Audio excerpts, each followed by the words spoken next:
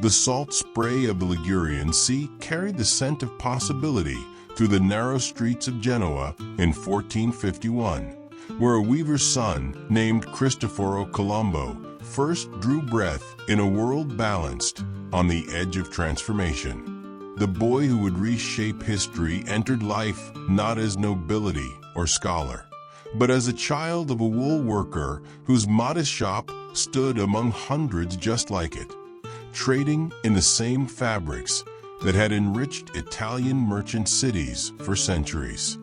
Yet this particular child would grow to see further than the horizon, to dream of lands that existed only in the fevered imaginations of sailors and the cryptic margins of ancient maps. Genoa in Columbus's youth was a city of contradictions, immensely wealthy from its trading networks, yet politically fractured, commanding vast maritime expertise while constantly threatened by rivals like Venice and the expanding Ottoman Empire. Young Cristoforo absorbed these contradictions through his skin, learning that survival required not just skill but audacity, that fortune favored those willing to risk everything on ventures others deemed impossible. The Genoese merchants who dominated Mediterranean trade taught him a fundamental truth that would guide his entire life. The greatest profits came not from following established routes, but from discovering new ones. His education came not from universities, but from the University of the Sea. At 14, Columbus was already sailing on Genoese trading vessels, learning to read the stars and the winds, to navigate by compass and dead reckoning, to judge the mood of the ocean by the color of its waters and the behavior of seabirds. These early voyages took him throughout the Mediterranean, to the Aegean Islands where ancient Greek navigators had first mapped the heavens, to the North African ports where Islamic astronomers preserved and expanded classical knowledge, to the Atlantic settlements where Portuguese sailors spoke in hushed tones of islands glimpsed beyond the sunset. The transformation from Cristoforo Colombo, Genoese merchant son, to Christopher Columbus, navigator of oceans, began with violence and providence combined. In 1476, sailing with a commercial convoy off the coast of Portugal, his ship was attacked by pirates, or perhaps by privateers, the distinction being largely academic to those watching their vessel burn and sink. Columbus, wounded and clinging to an oar, swam 6 miles to the Portuguese shore, arriving half dead on a beach near Lagos. This moment of catastrophe became his salvation, delivering him to the one kingdom in Europe where his peculiar combination of skills, ambition, and vision might find expression. Portugal in the 1470s was the Silicon Valley of navigation, the place where cutting-edge maritime technology met venture capital in the form of royal patronage and merchant investment. Prince Henry the Navigator had been dead for 16 years, but his legacy lived on in the systematic exploration of the African coast, the development of the caravel, and the accumulation of navigational knowledge that made Portuguese sailors the most accomplished in the world. Columbus, recovering from his near drowning, found himself in exactly the right place at exactly the right time to absorb the accumulated wisdom of Europe's most advanced maritime culture. In Lisbon, Columbus established himself as a chart maker and book dealer, occupations that placed him at the intersection of practical navigation and theoretical geography. He married Filipa Moniz Perestrello, daughter of a Portuguese nobleman who had been one of Prince Henry's captains and the first governor of Porto Santo in the Madeira Islands. This marriage elevated Columbus socially while providing access to his father-in-law's charts and logs, documents that revealed the Atlantic not as an empty barrier, but as a space already partially mapped, already yielding its secrets to those brave enough to seek them. The years Columbus spent in Portuguese service taught him lessons that would prove essential to his later achievements. He sailed to Iceland, where Norse sagas preserved memories of lands beyond the Western Ocean. He voyaged to the Gold Coast of Africa, where Portuguese factories extracted wealth that funded further exploration. Most importantly, he observed how the Portuguese had transformed navigation from art to science, using astronomical observations, mathematical calculations, and systematic record-keeping to push ever further into unknown waters. Yet he also recognized the limitations of the Portuguese approach. Their fixation on reaching India by sailing around Africa was consuming vast resources for diminishing returns. It was during these Portuguese years that Columbus developed the intellectual framework for what would become his grand enterprise. He read voraciously Ptolemy's geography, Marco Polo's travels, Pierre d'Ailly's Imago Mundi, annotating these texts with marginalia that revealed a mind constantly calculating distances, questioning accepted wisdom, searching for patterns others had missed. His copy of Marco Polo's account, preserved today in Seville, shows particular attention to descriptions of Sapanga, Japan, and its legendary wealth, margins filled with Columbus's notes about sailing distances and wind patterns. The idea that would consume the rest of his life crystallized from these diverse sources. The ocean between Europe and Asia was not the vast expanse that conventional wisdom suggested, but a navigable distance that could be crossed with proper preparation and royal backing. This conclusion rested on spectacular miscalculations. Columbus underestimated the Earth's circumference by 25% and overestimated the eastward extent of Asia. Yet these errors, paradoxically, made possible the discovery of something far more significant than a new route to the Indies. The proposal that Columbus first presented to King João II of Portugal in 1484 was simultaneously revolutionary and deeply traditional. Revolutionary because it proposed reaching the East by sailing west, challenging centuries of geographical assumption. Traditional because its ultimate goal, establishing direct trade with Asia's spice markets, was the same dream that had motivated Portuguese exploration for decades. The commission João appointed to evaluate Columbus's proposal included the kingdom's most learned cosmographers and experienced navigators, men who recognized both the audacity and the fundamental flaws in his calculations. Their rejection was not born of timidity, but of superior knowledge.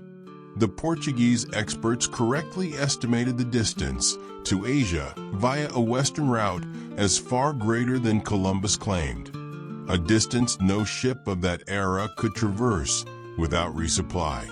They were right about the distance, right about the impossibility of reaching Asia via Columbus's proposed route, right about everything except the existence of an entire continent in between. History's great ironies include the fact that Columbus succeeded not despite being wrong, but because of it. Had he known the true distance to Asia, he would never have attempted the voyage. The rejection in Portugal began 8 years of frustration that would have broken a less determined man. Columbus, now a widower with a young son, moved to Spain in 1485, arriving at a moment when the Catholic monarchs, Ferdinand and Isabella, were consumed with completing the conquest of Granada, the last Muslim stronghold on the Iberian Peninsula.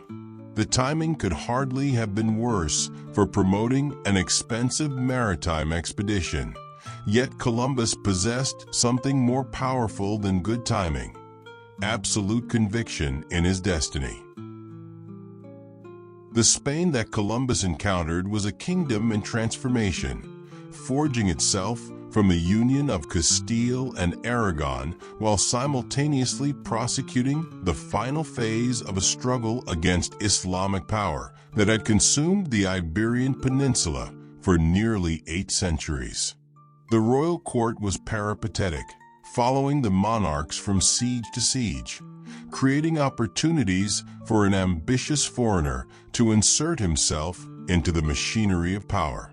Columbus haunted these royal encampments, befriending minor nobles, cultivating relationships with clergy, slowly building the network of support that might eventually reach the royal ear.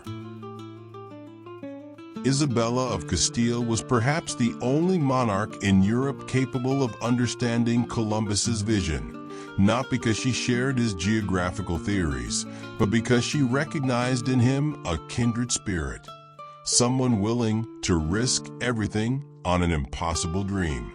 The queen who had seized her throne through civil war, who had united Spain through marriage, who was completing the Reconquista through patient siege warfare, understood that history's great achievements required not just resources but imagination, not just planning but faith. The commission Isabella appointed to evaluate Columbus's proposal in 1486 reached the same conclusion as the Portuguese. His calculations were wrong, his distances impossible, his entire scheme built on fundamental errors. Yet Isabella did not immediately reject him. Instead, she kept him on royal retainer, providing just enough support to prevent him from taking his proposal elsewhere, while the crown focused on more immediate concerns. This half-commitment reveals the sophisticated political calculation behind royal decision-making. The cost of keeping Columbus waiting was minimal, while the potential loss, if he succeeded under another monarch's patronage, could be catastrophic. The fall of Granada on January 2nd, 1492, changed everything. With the Reconquista complete, Spain needed new frontiers for its nobility, new sources of wealth for its treasury, new souls for its evangelical mission. Columbus, who had witnessed Boabdil's surrender and the raising of the Christian banner over the Alhambra, seized this moment of triumph to press his case with renewed urgency. The kingdom that had just achieved the impossible, ending 8 centuries of Islamic presence in Iberia, might be receptive to attempting another impossibility. The negotiations that followed revealed Columbus as more than dreamer and navigator. He was also a hard bargainer who understood that this might be his only chance to secure not just backing but status. His demands were extraordinary: nobility for himself and his heirs, the titles of Admiral of the Ocean Sea and Viceroy of all lands he discovered, and a 10% share of all wealth generated by his discoveries. These were the demands of someone who believed absolutely in his success, who saw himself not as an employee of a crown, but as a partner in empire. The 3 vessels that assembled in the port of Palos in the summer of 1492 were modest, even by the standards of their time. Coastal traders drafted into oceanic service, their combined displacement less than many single ships that plied Mediterranean routes. The Santa Maria, Columbus's flagship, was a merchant carrack barely 90 feet long. The Pinta and Nina, nimble caravels commanded by the experienced Pinzon brothers, were even smaller. Yet these humble vessels would carry European civilization across the ocean and bring back news that would transform the world. The crew that Columbus assembled, 90 men drawn from the maritime communities of Andalusia, represented a careful balance of experience and desperation. Some were seasoned sailors who understood the risks they were taking. Others were debtors, and minor criminals offered pardons in exchange for service. Still others were young men seeking adventure and fortune in an age when both seemed increasingly scarce in Europe. They were not the dregs of society, as later myth would suggest, but rather a representative cross-section of those who went to sea in the 15th century. Professional mariners, ambitious youth, and men with nothing left to lose. The departure from Palos on August 3, 1492, was deliberately understated. No royal send-off marked the occasion. No crowds gathered to witness history. Columbus understood that drawing attention to the voyage's uncertainties would only encourage opposition from those who still considered the enterprise foolish or heretical. Better to slip away quietly, to let success speak louder than any farewell ceremony. The course he set, first to the Canary Islands, then west along the 28th parallel, revealed his careful study of wind patterns and ocean currents. He had chosen the route that would prove optimal for Atlantic crossing, though he could not have known he was tracing a path that thousands of ships would follow in centuries to come. The voyage that followed tested every aspect of Columbus's leadership and navigation skill. By September, as the ships pushed further west than any European vessel had knowingly sailed, the crew's initial confidence began to fracture.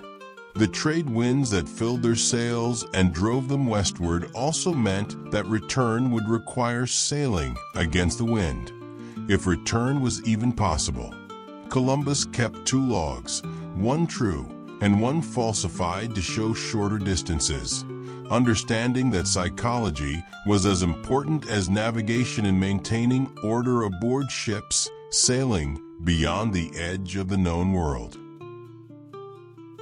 The signs that land was near multiplied throughout early October. Flocks of birds heading southwest, branches with green leaves floating in the water, carved sticks that suggested human handiwork. Columbus altered course to follow the birds, a decision that would bring him to the Caribbean rather than the Florida coast, a choice that would determine the entire subsequent pattern of Spanish colonization. On the night of October 11th, Columbus claimed to see a light in the distance, though whether this was real or imagined remains disputed. What cannot be disputed is that at 2 hours after midnight on October 12th, Rodrigo de Triana, lookout on the Pinta, spotted white cliffs shining in the moonlight. The island where Columbus landed, which its inhabitants called Guanahani, and Columbus renamed San Salvador, was neither the spice-rich markets of Cipangu nor the golden cities of Cathay. Yet Columbus, viewing the naked inhabitants who approached his landing party with curiosity rather than fear, convinced himself that he had reached the outer islands of the Indies. The gold ornaments some wore, the cotton they had woven, their reference through gestures to larger lands beyond the horizon. All this Columbus interpreted through the lens of his Asian expectations. He was seeing what he expected to see, what he needed to see to justify the voyage. The Spain that Columbus would return to in March 1493 was already transforming itself into something unprecedented, a global empire built on maritime supremacy and colonial extraction. The navigational expertise developed during the Reconquista's final phase, the administrative systems created to govern newly conquered territories, the religious fervor that justified expansion in the name of Christianity. All these elements were perfectly positioned to exploit the opportunities Columbus's voyage revealed. Yet the man who had opened this door would find himself increasingly marginalized by the very forces he had unleashed. The stories Columbus brought back of docile natives eager for conversion, of islands where gold could be gathered from riverbeds, of vast territories awaiting Spanish sovereignty, ignited imaginations already primed by centuries of Reconquista mythology.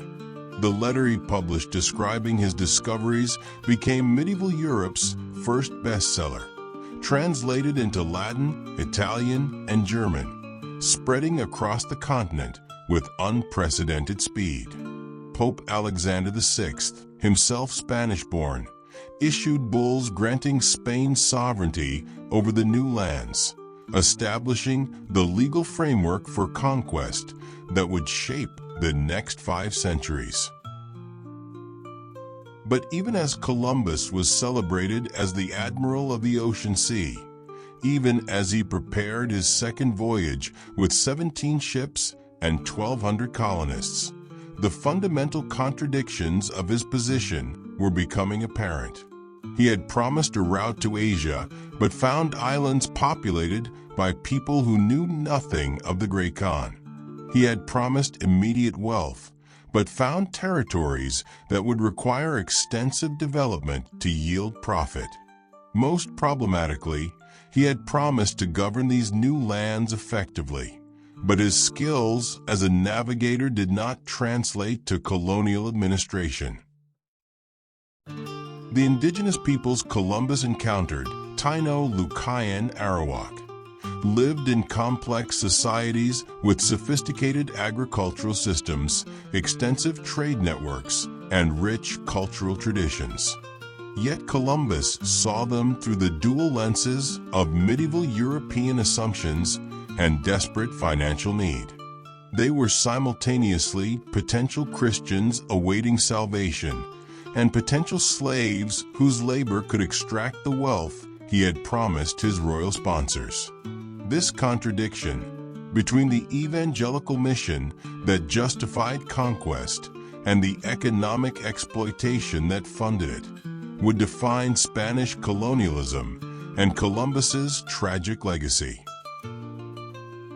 As we prepare to follow Columbus into his second voyage and beyond, into the realm where navigator becomes conquistador, where discovery becomes destruction, we must remember that he stood at the hinge of history, the moment when the medieval world ended and the modern began.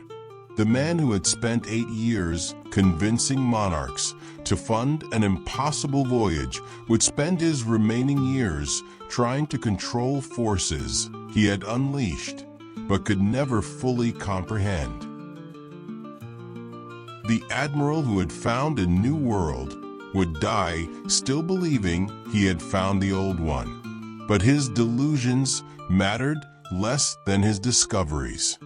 The age of exploration had begun, and with it came consequences that would ripple through centuries, diseases that would devastate continents, crops that would feed billions, exchanges of people and ideas that would create new civilizations while destroying others.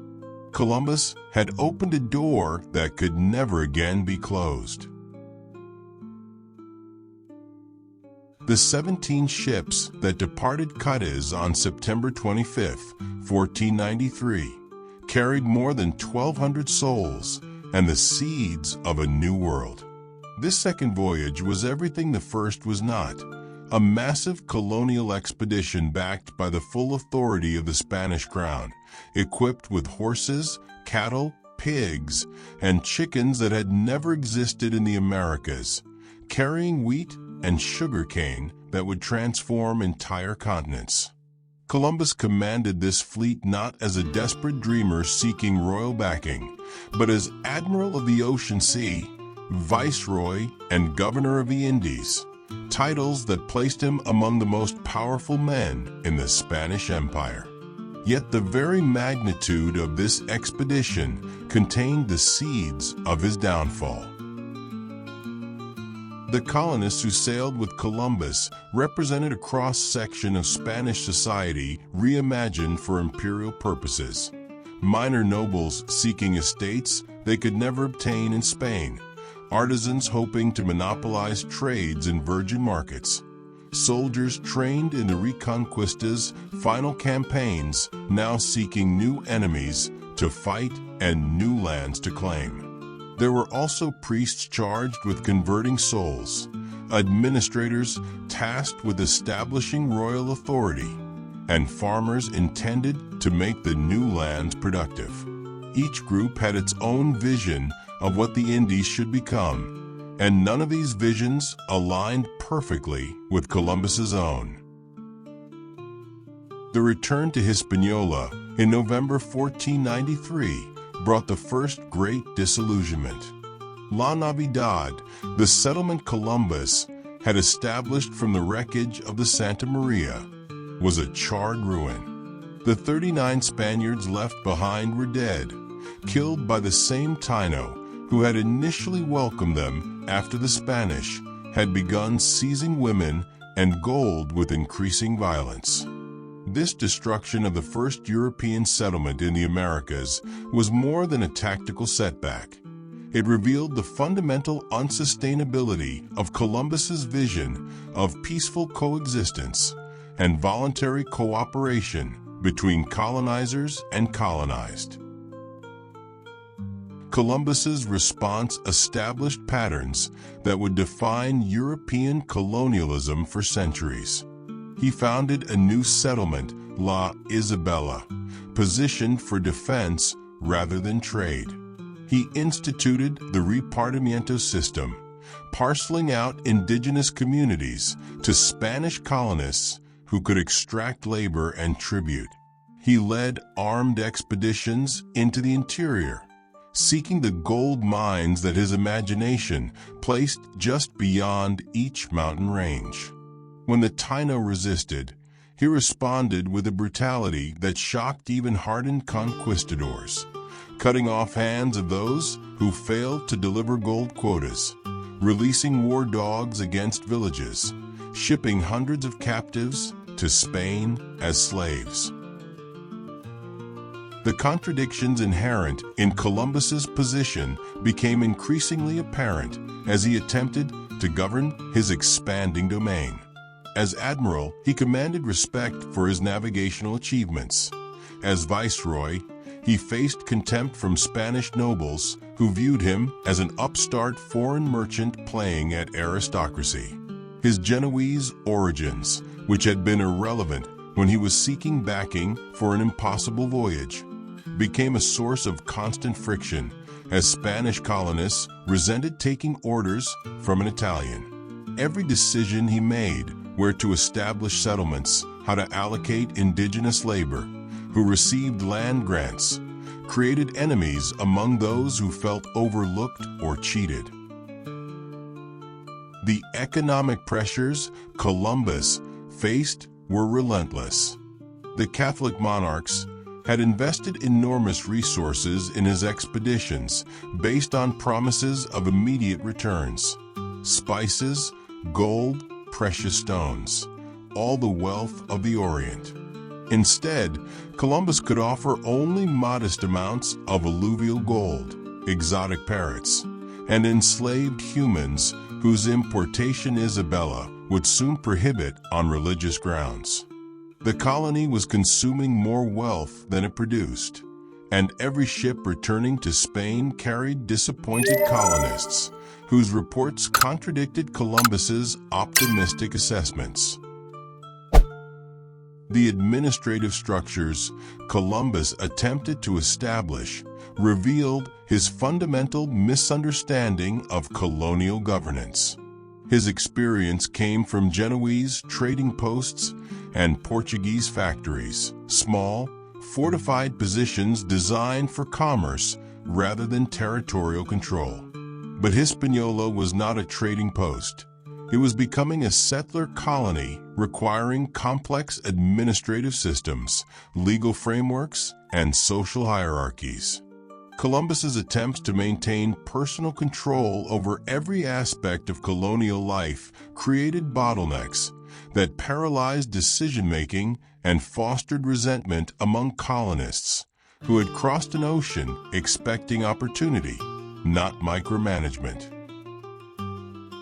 The indigenous population, meanwhile, was experiencing catastrophe on a scale that neither Columbus nor the Taino could fully comprehend. European diseases, smallpox, measles, influenza, spread through populations with no immunity, killing thousands before Spanish swords claimed their first victims. Entire villages disappeared not through conquest, but through epidemic, leaving empty lands that Spanish colonists interpreted as divine providence, clearing the way for Christian settlement. Columbus witnessed this devastation, but understood it only as evidence that indigenous peoples were too weak to serve as effective laborers, requiring the importation of stronger workers from Africa. When Columbus departed on his third voyage in May 1498, he left behind a colony in revolt. His brothers, Bartholomew and Diego, whom he had appointed to govern in his absence, faced open rebellion from Spanish colonists who refused to acknowledge the authority of Italian merchants. Francisco Roldan, whom Columbus had appointed as Chief Justice, led the most serious uprising, establishing a rival government that promised colonists greater freedom to exploit indigenous labor and resources. The colony that was supposed to demonstrate Columbus's administrative capabilities instead revealed his complete inability to manage the complex social dynamics of imperial expansion. The third voyage took Columbus further south than his previous expeditions, bringing him to the coast of what is now Venezuela, his first encounter with the continental mainland. The massive outflow of fresh water from the Orinoco River told him this was no island, but a very great continent, which until today has been unknown. For a brief moment, Columbus glimpsed the truth of his discovery, writing that he had found another world.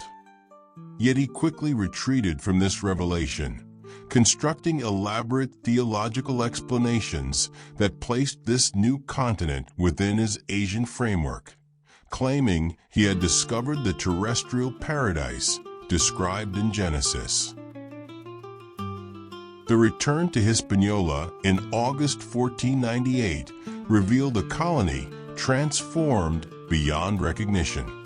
Santo Domingo, the new capital established by his brother Bartholomew, was a proper Spanish town with stone buildings, churches, and administrative offices. But it was also a center of corruption, brutality, and rebellion. Spanish colonists enslaved indigenous people in defiance of royal orders, extracted tribute through torture, and fought among themselves over the spoils. Columbus's attempts to restore order through public executions and harsh punishments only deepened resentment against his rule. The Catholic monarchs, receiving increasingly disturbing reports from Hispaniola, took action that revealed how completely Columbus had lost their confidence. In 1500, they dispatched Francisco de Bobadilla as royal commissioner with authority to investigate the colony's governance. What Bobadilla found exceeded even the worst reports. Spanish colonists hanging from gibbets for minor infractions, while indigenous peoples died by the thousands from overwork and disease. His solution was swift and shocking. He arrested Columbus and his brothers, confiscating their property and sending them back to Spain in chains. The image of Columbus returning to Spain in chains became one of history's most potent symbols of fallen greatness. The man who had opened a new world for European exploitation was now himself a prisoner, his own discoveries used as evidence against him. Yet this humiliation was also carefully orchestrated political theater. Ferdinand and Isabella needed Columbus as a scapegoat for the colony's failures, while simultaneously preserving the legitimacy of Spanish claims to the territories he had discovered. The chains were removed as soon as Columbus reached Spain, and the monarchs received him at court with expressions of regret for his treatment.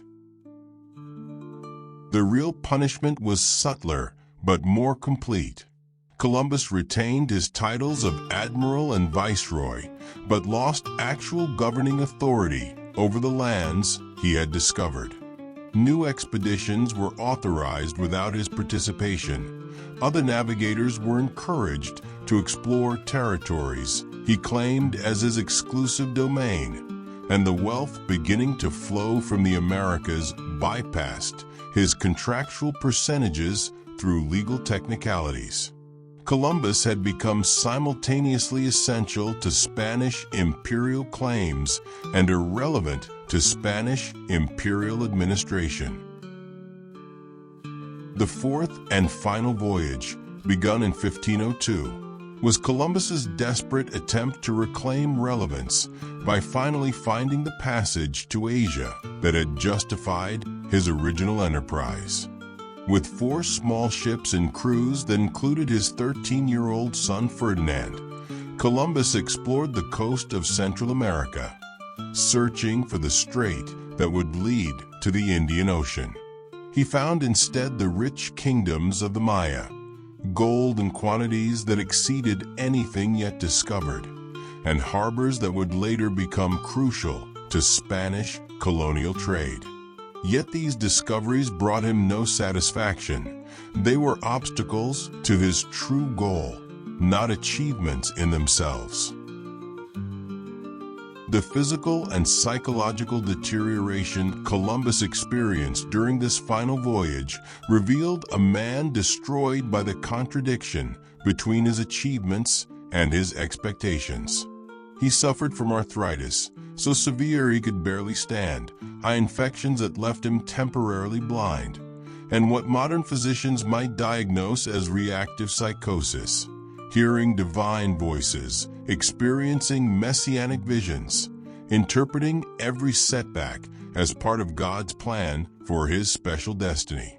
His letters from this period alternate between lucid navigational observations and apocalyptic prophecies, between practical requests for supplies and mystical interpretations of Scripture.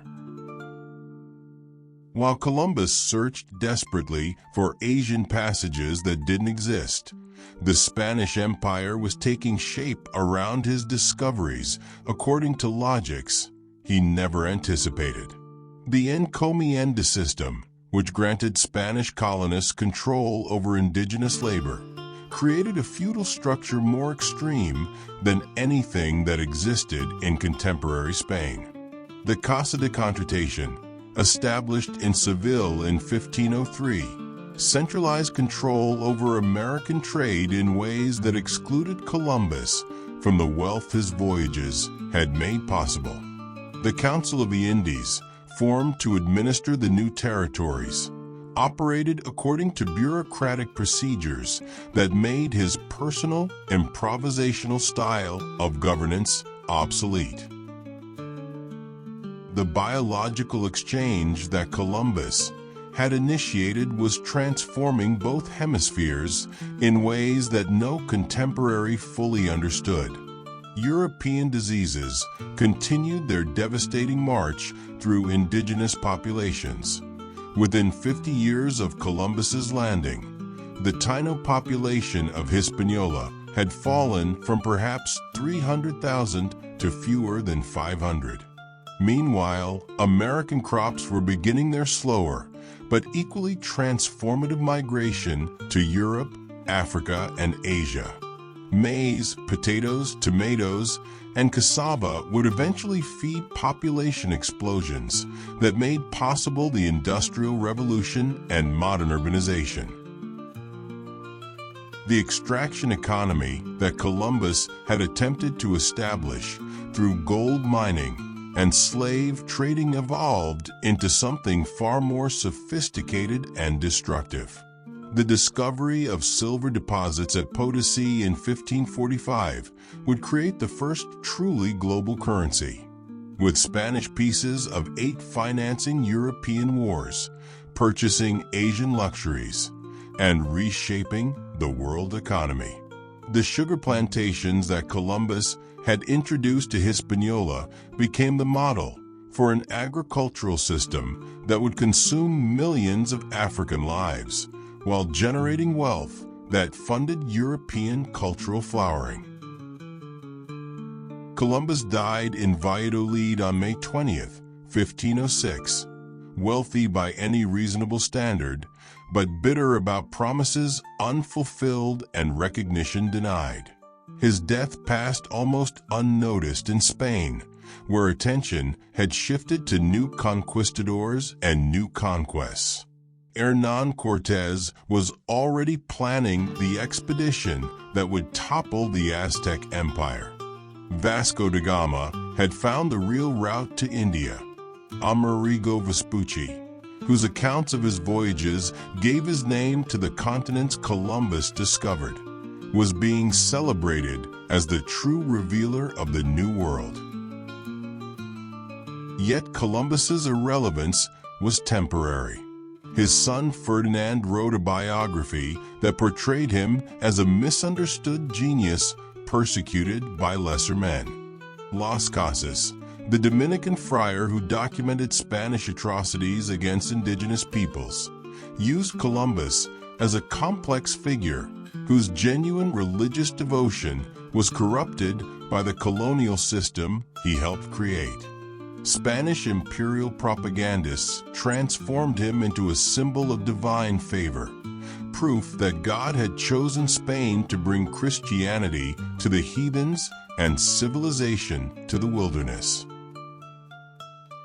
The construction of Columbus as American founding father began centuries after his death, as the newly independent United States sought historical figures who could provide alternatives to British colonial ancestry. Washington Irving's largely fictional biography, published in 1828, created the Columbus Americans wanted, a visionary Democrat challenging medieval ignorance, a man of science confronting religious superstition, a humble immigrant who achieved greatness through persistence and courage. This Columbus bore little resemblance to the historical figure, but myths often prove more powerful than facts in shaping cultural memory. The 400th anniversary of Columbus's voyage in 1892 marked the apotheosis of his heroic reputation. The World's Columbian Exposition in Chicago presented his voyage as the beginning of progress, enlightenment, and civilization. Statues of Columbus were erected across the Americas. Knights of Columbus lodges spread his name through Catholic communities. October 12th became a holiday celebrating not just discovery, but the superiority of European civilization and the inevitability of progress. Columbus had become what he had always claimed to be, the man who brought light to darkness. The 500th anniversary in 1992 brought a radically different assessment. Indigenous peoples, who had survived 5 centuries of colonialism, refused to celebrate the man whose voyages initiated their catastrophe. Historians equipped with better evidence and different perspectives revealed the Columbus obscured by centuries of myth-making. Slave trader, brutal administrator, religious fanatic whose medieval worldview enabled atrocities. The celebratory narrative of discovery was challenged by counter-narratives of invasion, conquest, and survival. Yet neither the heroic Columbus nor the villainous Columbus fully captures the historical figure who emerged from specific circumstances to reshape the world through a combination of vision, delusion, courage, and cruelty. Columbus was neither the first European to reach the Americas. The Norse had established settlements in Newfoundland 5 centuries earlier, nor did he understand what he had found. His geographical theories were wrong, his administrative policies were catastrophic, and his treatment of indigenous peoples violated even contemporary Spanish law. What Columbus possessed was the particular combination of skills, connections, and determination necessary to establish permanent contact between Europe and the Americas at precisely the moment when European technology, diseases, and ambitions could sustain colonial expansion. Another navigator might have made the voyage. Indeed, several were preparing to attempt it, but Columbus was the one who did, and his specific choices about where to land, how to interact with indigenous peoples, and what to report back to Europe shaped the particular form that colonialism took. The Columbian exchange that his voyages initiated represents one of the most significant events in human history, comparable to the agricultural revolution or the industrial revolution in its impact on human societies. The demographic catastrophe that befell indigenous peoples was matched by demographic explosion elsewhere as American crops increased global food production. The wealth extracted from the Americas funded European wars and cultural achievements, while destroying indigenous civilizations that had developed over millennia. The forced migration of millions of Africans to replace indigenous labor created new hybrid cultures while perpetuating traumas that continue to shape global politics. Stripping away 5 centuries of myth-making reveals Columbus as neither hero nor villain, but as something more unsettling, a recognizable human being whose ambitions, delusions, and choices had consequences beyond his comprehension. His conviction that God had chosen him for a special mission enabled him to persist through years of rejection and months of oceanic uncertainty, but also justified his brutal treatment of those who stood in the way of that mission. His genius for navigation coexisted with stunning administrative incompetence. His genuine curiosity about new lands and peoples accompanied an inability to see them except through the lens of his own expectations. Columbus's writings reveal a mind constantly attempting to reconcile irreconcilable contradictions. He described indigenous peoples as naturally good and suitable for Christianity, while simultaneously enslaving them. He proclaimed his devotion to spreading the gospel while obsessing over gold and personal wealth. He insisted he had reached Asia while providing detailed descriptions that proved he had not. These were not simply lies or hypocrisy, but the mental gymnastics of someone whose worldview could not accommodate the reality he had discovered. The tragedy of Columbus was not that he failed to achieve his goals, but that he achieved something far greater than he could understand. He sought a trade route and found continents. He expected to encounter ancient civilizations and instead initiated their destruction. He believed he was fulfilling biblical prophecy and instead launched the modern world. The distance between his intentions and his impact measures the gap between individual agency and historical force, between human plans and their unintended consequences. Contemporary arguments about Columbus often reveal more about our current conflicts than about the historical figure himself. Those who defend Columbus typically emphasize the courage required for his voyages, the technological and navigational achievements they represented, and the ultimately positive consequences of connecting two hemispheres. Those who condemn him focus on his role in initiating colonialism, his personal participation in slavery and brutality, and the devastating consequences for indigenous peoples. Both positions contain truth, but neither fully captures the complex historical process that Columbus embodied rather than controlled. The question of how to remember Columbus cannot be separated from questions about how to remember the past more generally. Should historical figures be judged by the standards of their time or ours? Can individuals be held responsible for consequences they neither intended nor foresaw? How do we balance recognition of genuine achievements with acknowledgement of terrible costs? These questions have no simple answers, which is why Columbus remains controversial 5 centuries after his death. He forces us to confront the moral complexity of history itself. What remains indisputable is that Columbus's voyages marked a fundamental turning point in human history. The world before 1492 was one of separate continental systems developing in isolation from each other. The world after Columbus was increasingly interconnected, for better and worse.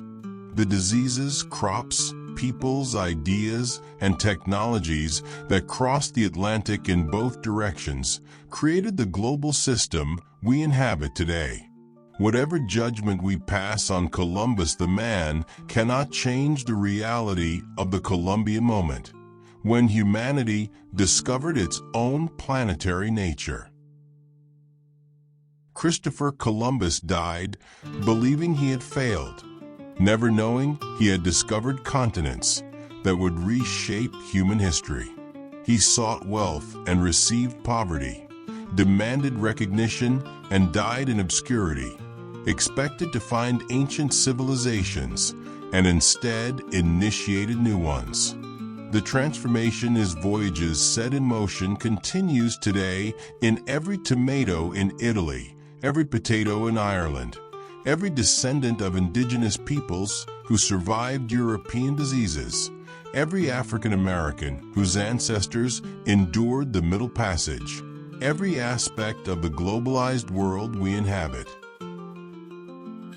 The man himself remains elusive behind the monuments and myths, the celebrations and condemnations. Cristoforo Colombo, the weaver's son from Genoa, achieved immortality through a misunderstanding, changed the world while misperceiving it, and became simultaneously one of history's most consequential and most tragic figures. His story reminds us that history is shaped not by perfect heroes or irredeemable villains, but by flawed human beings whose actions cascade through time in ways they never imagined.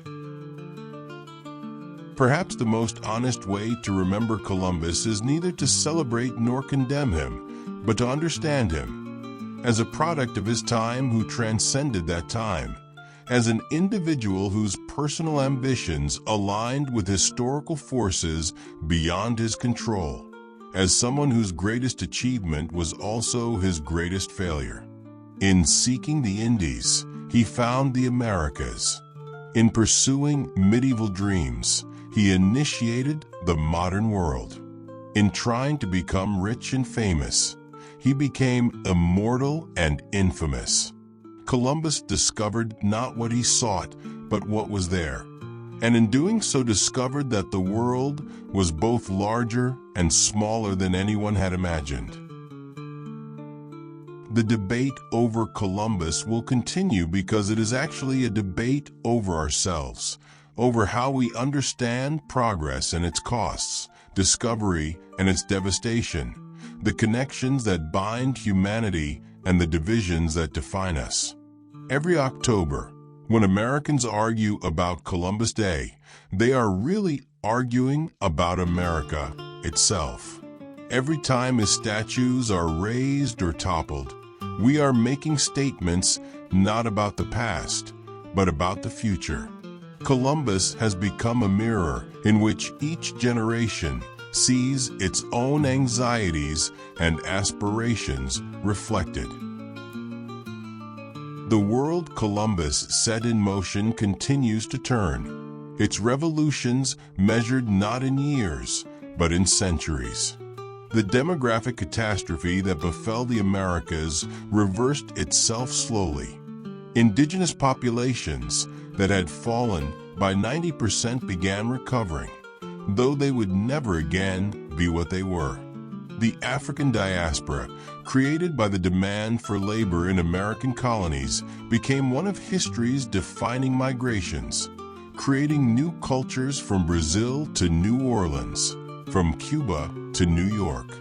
European populations exploded thanks to American crops, enabling the colonization of Africa, Asia, and Oceania in subsequent centuries.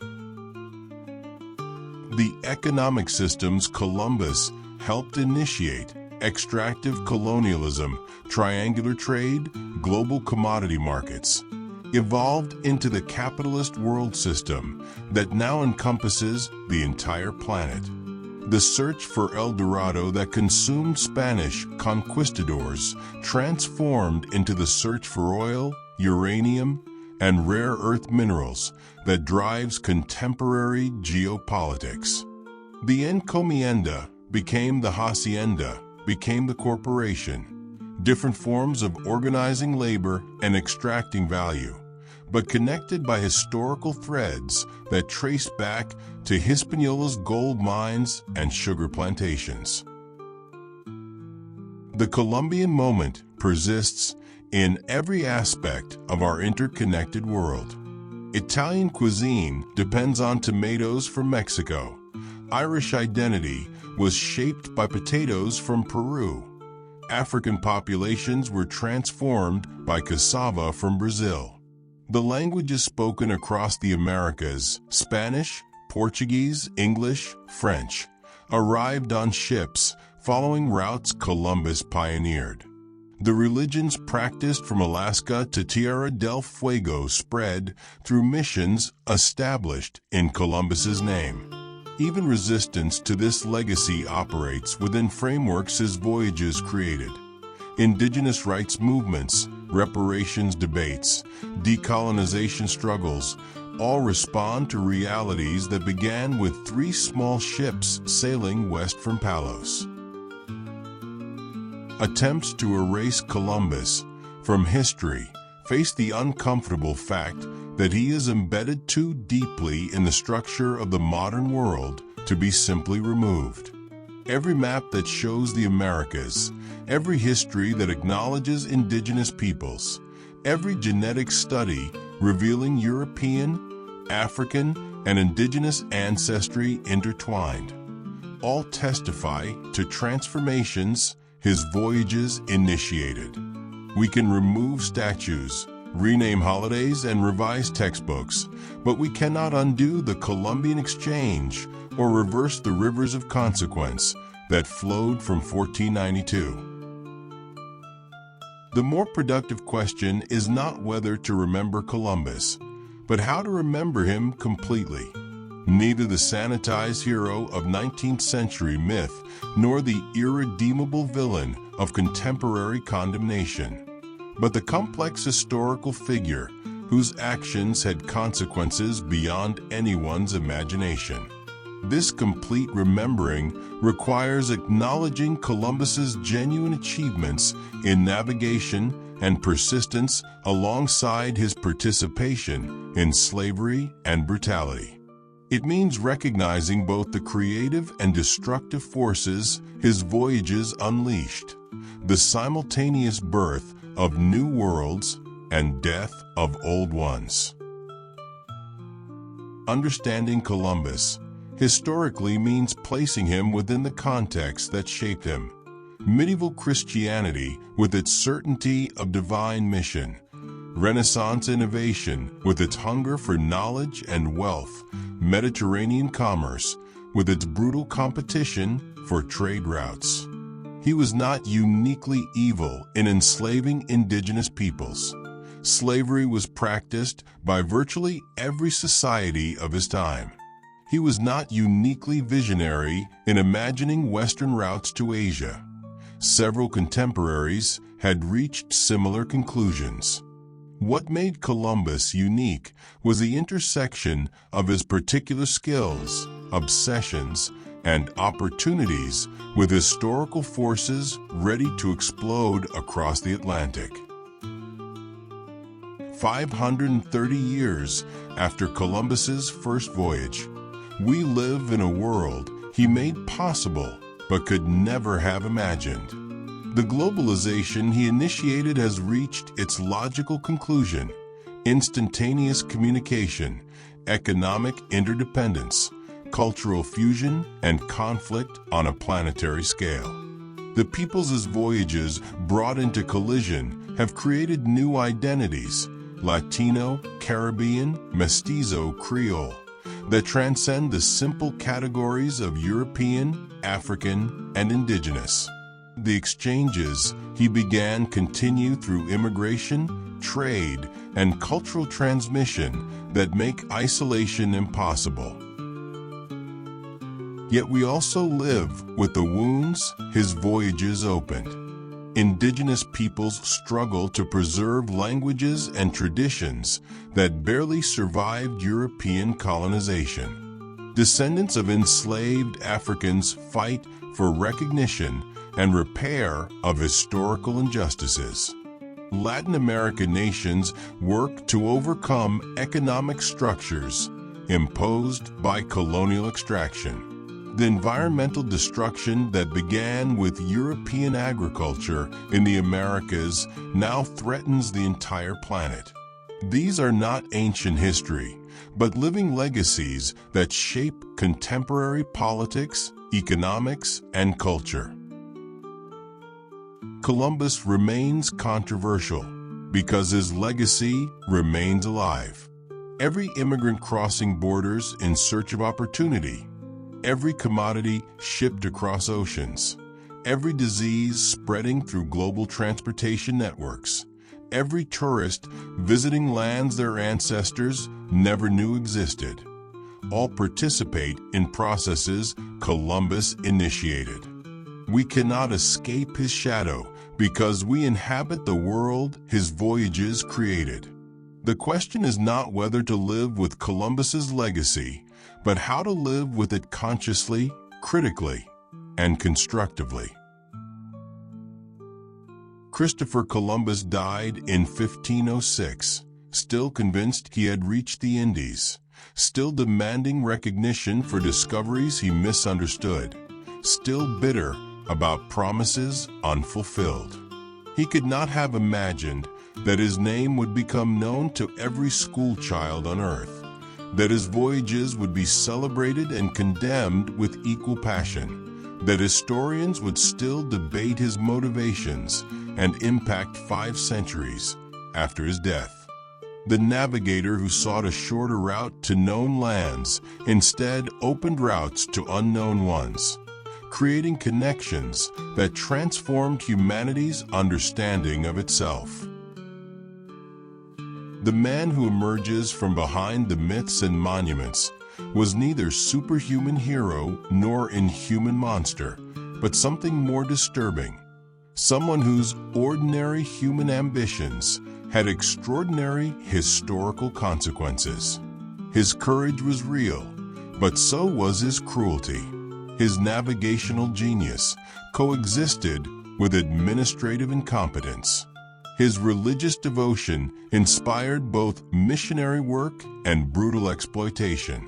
These contradictions were not unique to Columbus, but inherent in the European expansion he pioneered, an expansion that brought both enlightenment and enslavement, both progress and devastation. Perhaps the final irony of Columbus's story is that he achieved immortality through failure, became world historical through misunderstanding, and created the future while trying to find the past. He sought the Great Khan and found the Taino, searched for spices and found silver, expected civilization, and initiated its transformation. The greatest navigator of his age never knew where he had been.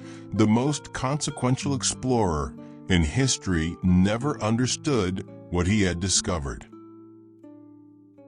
In the end, Columbus forces us to confront the fundamental tragedy and triumph of human existence, that our actions have consequences we cannot foresee, that our plans rarely match their outcomes, that we change the world in ways we never intended. Every human being who has ever set sail into the unknown, literally or metaphorically, shares something with Columbus: the courage to attempt what seems impossible, the persistence to continue despite failure, and the inability to fully control or comprehend the forces we set in motion. The world will continue to debate Columbus because we continue to debate ourselves, our capacity for both creation and destruction, both vision and blindness, both connection and exploitation. In arguing about Columbus, we argue about what kind of world we want to inhabit, what kind of history we want to claim, what kind of future we want to create.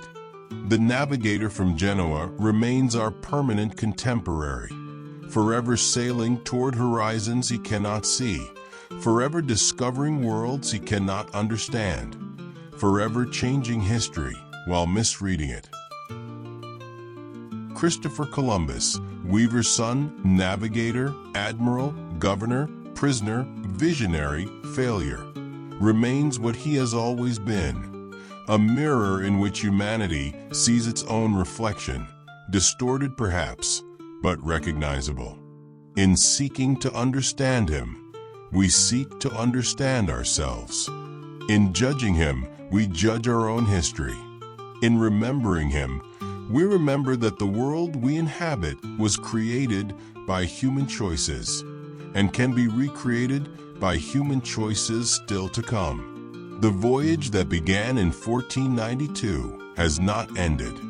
We are all still sailing in Columbus's wake, still discovering new worlds, still not quite understanding where we are going or what we will find when we arrive. Subscribe and welcome to the Empire.